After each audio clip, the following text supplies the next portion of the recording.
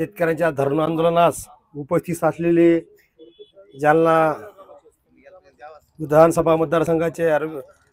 अर्जुनभाऊ खोतकर, दिलीप शेटजी राठी, तसेच पंडित दादा भुतेकर, मराठा महासंघाचे जिल्हाध्यक्ष अरविंदराव देशमुख, सुनील रत्नपारखे, सचिन क्षीरसागर, हे आंदोलन शेतकऱ्यांच्या न्याय हक्कासाठी दिलीप शेटजी राठी यांच्या मार्गदर्शनाखाली आंदोलन सुरू झालं। या ठिकाणी जालना नांदेड समृद्धी महामार्गात जाणाऱ्या शेतकऱ्यांच्या जमिनी हे शासन कवडीमोल त्या ठिकाणी कवडीमोल भावाने त्या ठिकाणी ते घेत आहे। परंतु हे आंदोलन सुरू करण्याचा एकच उद्देश आहे की जालना ते नांदेड समृद्धी महामार्गामध्ये ज्या ज्या शेतकऱ्यांच्या जमिनी या त्या ठिकाणी जातात आणि शेतकरी भूमिहीन होतात, अशा शेतकऱ्यांना त्यांच्या जमिनीचा मोबदला हा 5% मिळालाच पाहिजे, यासाठी हे धरणं आंदोलन सुरू झालेले आहे। या धरणे आंदोलनामध्ये आम्ही अखिल भारतीय मराठा महासंघाच्या वतीनं या धरणे आंदोलनासोबत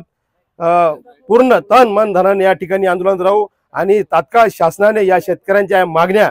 मंजूर कराव्या, नसता या राज्यामध्ये शेतकऱ्यांचं हे आंदोलन तीव्र स्वरूपात रूप घेईल आणि त्याला सर्व समाज बांधव, सर्व शेतकरी आणि आम्ही मराठा महासंघ त्या ठिकाणी त्यांच्या सोबत असू।